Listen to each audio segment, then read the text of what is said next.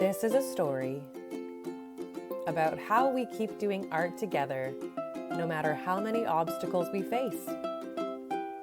We started with one program, A Journey to Wellness, invited women to discover their personal selves and their community through expressive arts.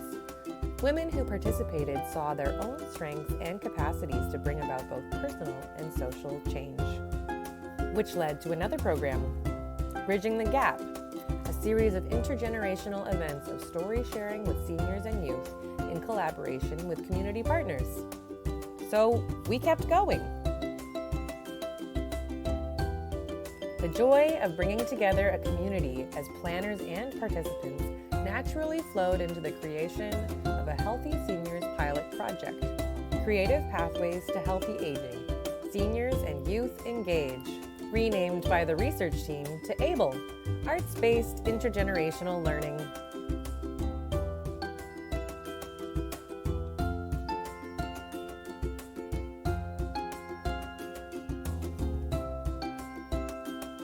This time we got some help from more friends.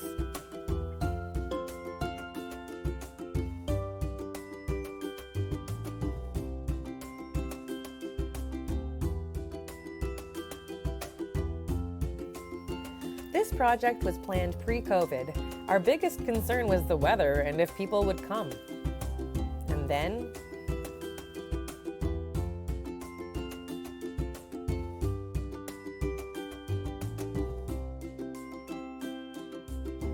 how to plan for the unexpected.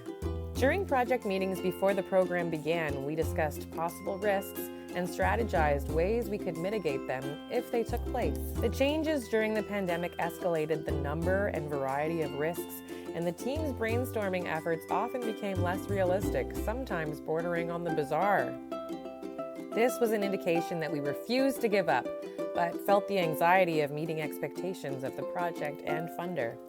We quickly realized that we would have to be very flexible, adaptable, and nimble. And to always remember that connection was our goal. Together, we offered 2 10-week expressive arts programs for seniors and youth in St. John's priority areas. Steps to Success, or How to Adapt Nimbly and Quickly to a Changing Environment Created by a Pandemic. Step 1. Build a diverse team of enthusiasts. 4. Hillary likes hopscotch. Melissa likes mini marshmallows out of the bag. Diane likes dolphins. Kate likes knitting. And Debbie loves donuts. And Julie likes jokes. And Della likes dolls. David likes data analysis. Cecile likes seashells by the sea. Steve is super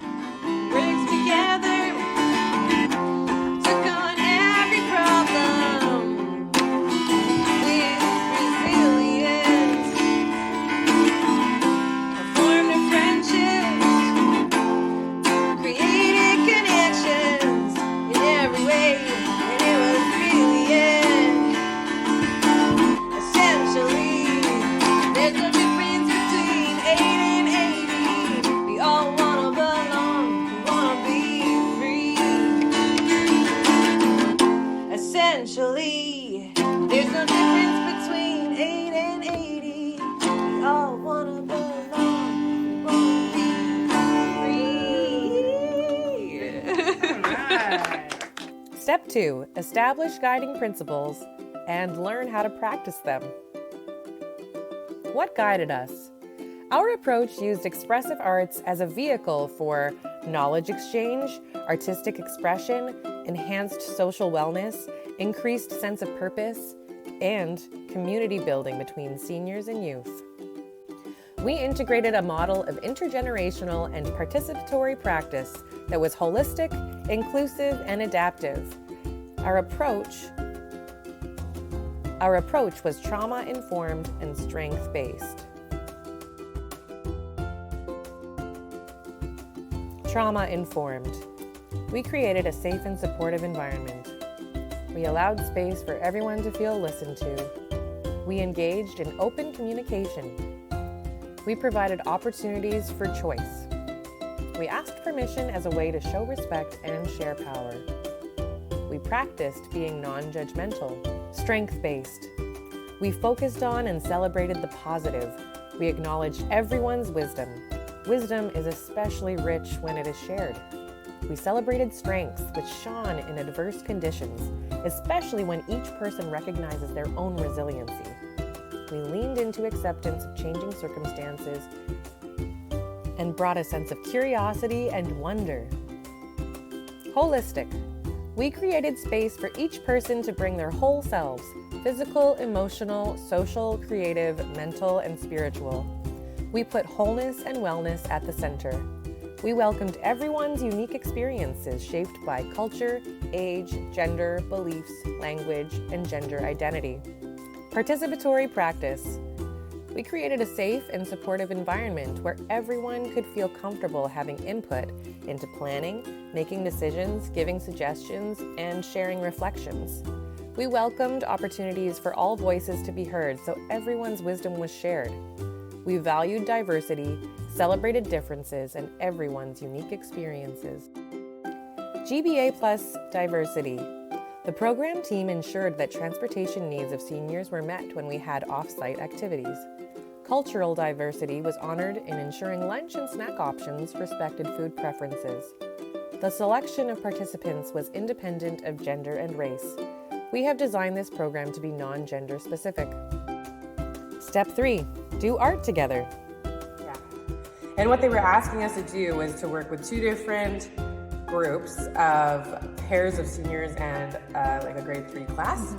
And we would go in, one of us would go into the classroom, one of us go to the seniors complex, and we would try and run the same program together through the internet. Yeah. Which was not always easy. No, because really, like when we first started this program, a lot of it was about trying to connect, and we really wanted to form connection. I think at the time, it was also, we were all kind of yearning for that connection, to be able to talk to people and see people and do things together. But we had to kind of find an interesting way, a creative way to do it all together.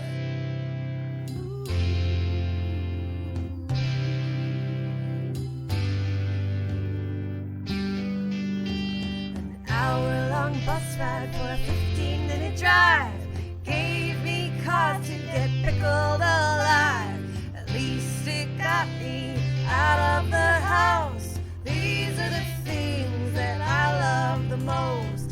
Recess, friends, math, history, arithmetic. If you're fancy, problem solving using your brains. At least most days.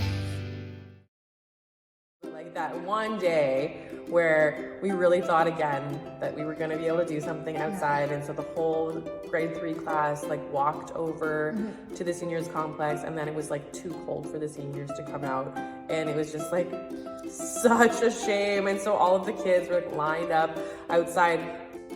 It was great that they had these long windows on the back of the building, because it was like they lined up and the seniors all lined up, and Jamie was outside and I went inside, and we played like theater games through the window. And it was just like, and then like they like their hands together. It was just Where like on a normal day it would have felt like that, like think of it out of context. It's like, oh, it sucks, we couldn't do it exactly how we wanted. But in the context of the time and the program, it was so amazing to be able to with each other in real time, and it's like that window. It's like it's nothing. It's not a barrier at all. It's like because we can see each other and we can see each other's faces and really connect in that way. Make eye contact. Yeah. Like that's the thing, like over Zoom with two large groups, or over Zoom with anybody, you're not making eye contact. No. And so it was so huge for them to like be able to like really like look at each other. Yeah. Why this is so important. Research shows that social isolation in seniors contributes to worsening health, mental distress, depression, anxiety, and increased pain. St. John's low-income neighborhoods are home to over 400 seniors and elderly who live in subsidized housing and almost 4,000 children who live in poverty. Both groups face unique challenges. These low-income seniors deal with life transitions including loss of loved ones, physical changes, chronic health conditions, changes in social support networks, isolation, loneliness, and vulnerability. Children may face challenges of poverty, family neglect, and violence. How intergenerational expressive arts programming helps. Helping younger generations learn allows seniors to see their age and life experience as valuable. A sense of connection increases seniors' confidence to take personal risks when trying new activities and increases their willingness to engage with others. Why this matters. Seniors who practice expressive arts activities promote caring behaviors and create learning exchanges with youth and the broader community. Connecting children with a senior partner provides social connection and security, which may improve the child's well-being. There's little things that at the time we felt like, how are we ever going to do this? Like, how is this going to happen? But in the end, they kind of created